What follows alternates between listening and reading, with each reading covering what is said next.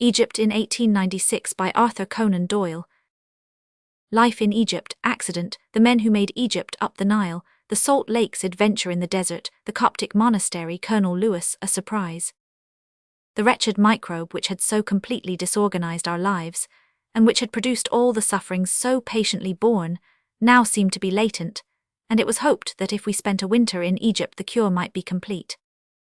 During this short visit to England, whither I had to rush every now and again in order to adjust my affairs, I met Grant Allen at luncheon, and he told me that he had also suffered from consumption, and that he had found his salvation in the soil and air of Hindhead in Surrey. It was quite a new idea to me that we might actually live with impunity in England once more, and it was a pleasant thought after resigning oneself to a life which was unnatural to both of us at foreign health resorts. I acted very promptly, for I rushed down to Hindhead, bought an admirable plot of ground, put the architectural work into the hands of my old friend and fellow psychic researcher, Mr. Ball of Southsea, and saw the builder chosen and everything in train before leaving England in the autumn of 1895.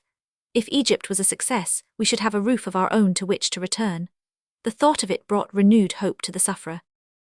I then set forth, picked up my wife and my sister Lottie at Cox and took them on by easy stages through Italy, stopping a few days at Rome and so to Brindisi, where we picked up a boat for Egypt. Once at Cairo we took up our quarters at the Mina Hotel, in the very shadow of the pyramids, and there we settled down for the winter.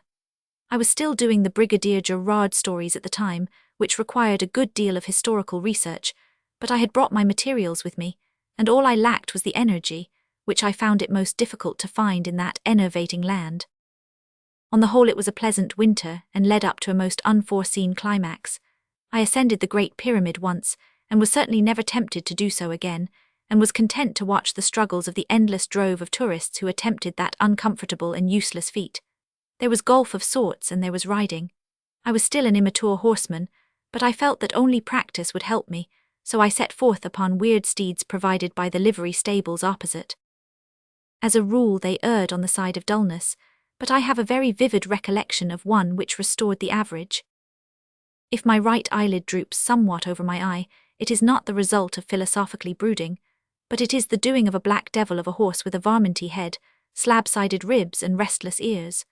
I disliked the look of the beast, and the moment I threw my leg over him he dashed off as if it were a race.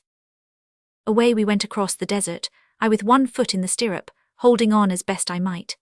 It is possible I could have kept on until he was weary, but he came suddenly on cultivated land, and his forelegs sank in a moment over his fetlocks. The sudden stop threw me over his head, but I held on to the bridle, and he, pawing about with his front hoofs, struck me over the eye and made a deep star-shaped wound which covered me with blood. I led him back, and a pretty sight I presented as I appeared before the crowded veranda. 5 stitches were needed, but I was thankful, for very easily I might have lost my sight. My wife was well enough now to join in society, while my sister was just at an age to enjoy it, so that we saw a little of the very jovial life of Cairo, though the fact that Mina is some 7 miles out, on the most monotonous road in the world, saved us from any excess. It was always a task to get in and out, so that only a great temptation would draw us. I joined in male society, however, a good deal, and learned to know many of those great men who were shaping the new destinies of Egypt. I sketched some of them at the time in 2 paragraphs which may be quoted. There is a broad and comfortable sofa in the hall of the Turf Club, and if you sit there about luncheon time you will see a fair sprinkling of Anglo-Egyptians, men who have helped to make, and are still helping to make, the history of our times. You have a view of the street from where you are, and perhaps in the brilliant sunshine, a carriage flies past with 2 running syces before it, and an English coachman upon the box.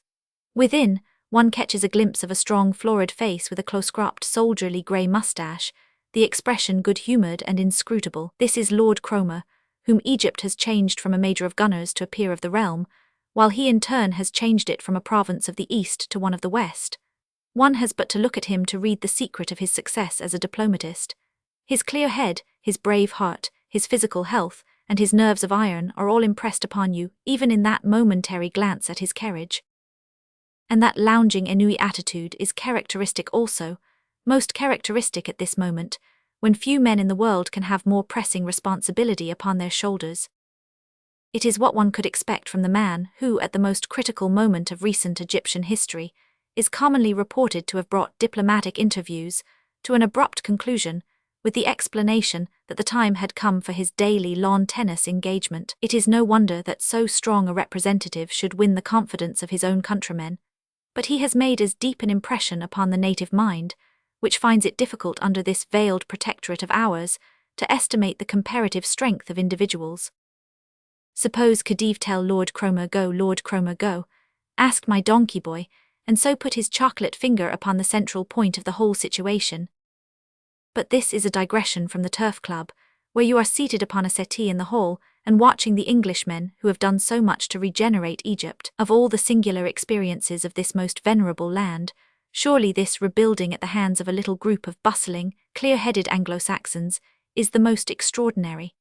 There are Garstin and Wilcox, the great water captains who have coaxed the Nile to right and to left, until the time seems to be coming when none of its waters will ever reach the Mediterranean at all. There is Kitchener, tall and straight, a grim silent soldier, with a wheel of a dervish bullet upon his face. There you may see Rogers, who stamped out the cholera, Scott, who reformed the law, Palmer, who relieved the overtaxed Fellahin, Hooker, who exterminated the locusts, Wingate, who knows more than any European of the currents of feeling in the Soudan, the same Wingate who reached his arm out 1,000 miles and plucked Slatin out of Khartoum.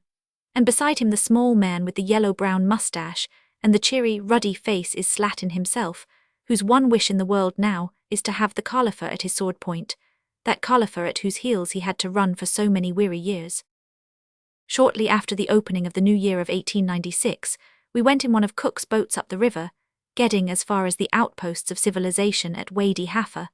The banks in the upper reaches were not too safe, as raiders on camels came down at times, but on the water one was secure from all the chances of fate. At the same time, I thought that the managers of these tours took undue risks, and when I found myself on one occasion on the rock of Abousia with a drove of helpless tourists, male and female, nothing whatever between us and the tribesmen, and a river between us and the nearest troops, I could not but think what an appalling situation would arise if a little troop of these far-riding camel men were to appear. We had 4 Negro soldiers as an escort, who would be helpless before any normal raiding party. It was the strong impression which I there received which gave me the idea of taking a group of people of different types, and working out what the effect of so horrible an experience would be upon each. This became the tragedy of the Korosko, published in America as a desert drama and afterwards dramatized with variations as The Fires of Fate. All went well as a matter of fact, but I thought then, and experienced British officers agreed with me, that it was unjustifiable. As the whole frontier force was longing for an excuse to advance, I am not sure that they would not have welcomed it if the dervishes had risen to the ground bait, which every week in the same place was laid in front of them. I do not know how many temples we explored during that tour, but they seemed to me endless, some dating back to the mists of antiquity, and some as recent as Cleopatra and the Roman period. The majestic continuity of Egyptian history seems to be its most remarkable feature. You examine the tombs of the first dynasty at Abydos, and there you see carved deep in the stone the sacred hawk, the goose, the plover, the signs of Horus and Osiris, of Upper and Lower Egypt. These were carved long before the pyramids were built, and can hardly be less ancient than 4000 BC. Then you inspect a temple built by the Ptolemies, after the date of Alexander the Great, and there you see the same old symbols cut in the same old way. There is nothing like this in the world. The Roman and the British empires are mushrooms in comparison. Judged by Egyptian standards, the days of Alfred the Great would be next door to our own, and our customs, symbols and way of thinking the same. The race seems to have petrified, and how they could do so without being destroyed by some more virile nation is hard to understand. Their arts seem to have been high, but their reasoning power in many ways contemptible. The recent discovery of the king's tomb near Thebes, I write in 1924, shows how wonderful were their decorations and the amenities of their lives. But consider the tomb itself. What a degraded intelligence does it not show? The idea that the body, the old outworn greatcoat which was once wrapped round the soul, should at any cost be preserved is the last word in materialism. And the 100 baskets of provisions to feed the soul upon its journey. I can never believe that a people with such ideas could be other than emasculated in their minds, the fate of every nation which comes under the rule of a priesthood. It had been suggested that I should go out to the salt lakes in the desert some 50 miles from Cairo, and see the old Coptic monastery there. Those ancient monasteries, the abode alternately of saints and perverts, we saw specimens of each, have always aroused my keen interest, dating as they do to very early days of Christianity. Indeed, their date is often unknown, but everything betokens great age, and the spirit which founded them seems to have been that of the hermits who in the 3rd and 4th centuries swarmed in these wildernesses. Leaving my wife at Mina, I went with Colonel Lewis of the Egyptian army, an excellent companion and guide. On arriving at a wayside station, we found a most amazing vehicle awaiting us, a sort of circus coach, all gilding and frippery. It proved to be the coach of state which had been prepared for Napoleon Roman III, on the chance that he would come to open the Suez Canal. It was surely a good bit of work, for here it was still strong and fit, but absurdly out of place in the majestic simplicity of the Libyan desert. Into this we got and set forth, the only guide being wheelmarks across the sand which in some of the harder places were almost invisible. The great sand waste rolled in yellow billows all around us, and far behind us the line of green trees marked the course of the Nile. Once a black dart appeared which, as it grew nearer, proved to be some sort of Oriental on foot. As he came up to us he opened a blackened mouth, pointed to it and cried, "Moya, Moya," which means water. We had none and could only point encouragingly to the green belt behind us, on which with a curse he staggered upon his way. A surprising adventure befell us, for the heavens suddenly clouded over and rain began to fall, an almost unknown thing in those parts. We lumbered on, however, with our 2 horses, while Colonel Lewis, who was keen on getting fit, ran behind.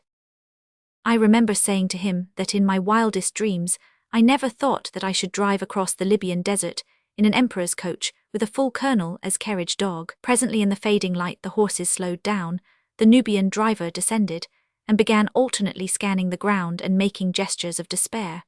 We realized then that he had lost the tracks, and therefore that we had no notion where we were, though we had strong reasons to believe that we were to the south of the route.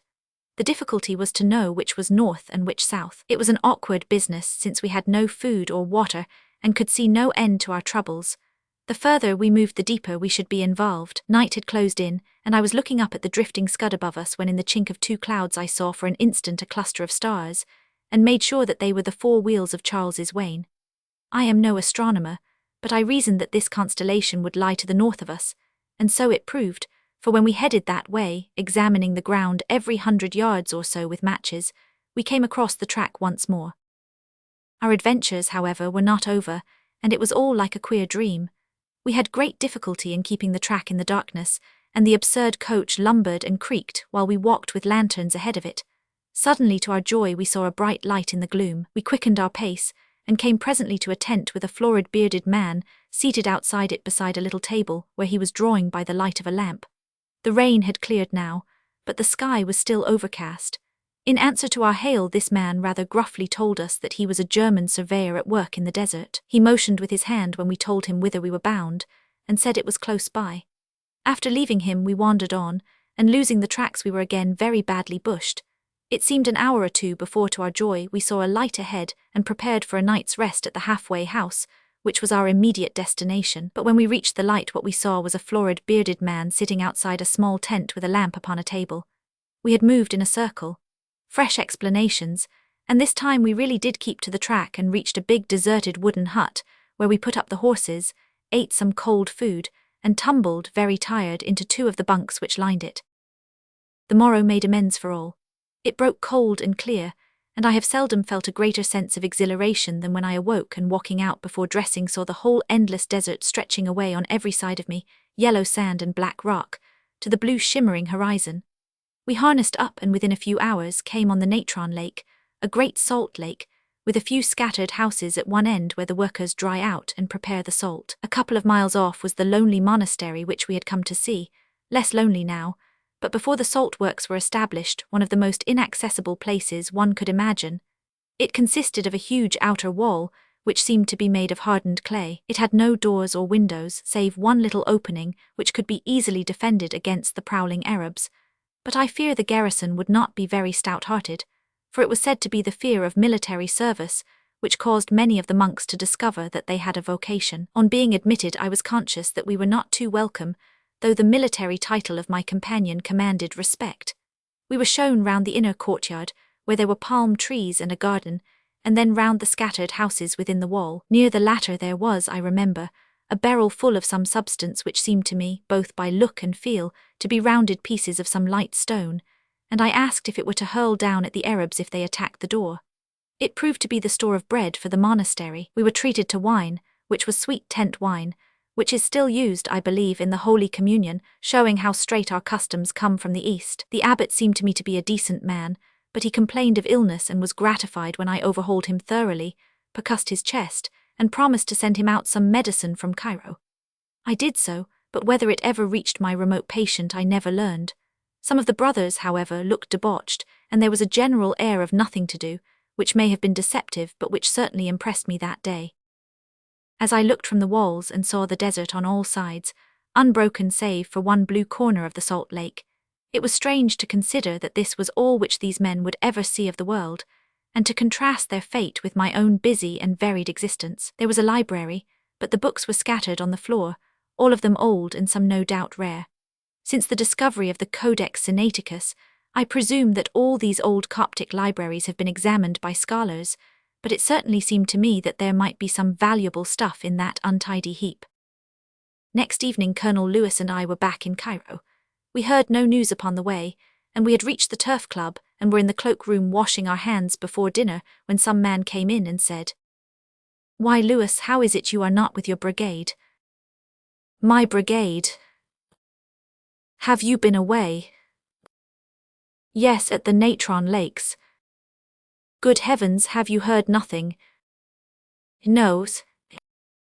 "Why, man, war is declared. We are advancing on Dongola. The whole army is concentrating on the frontier, and you are in command of an advanced brigade." Good God, Lewis's soap splashed into the water, and I wonder he did not fall plump on the floor. Thus it was that we learned of the next adventure which was opening up before both us and the British Empire. Chapter 14.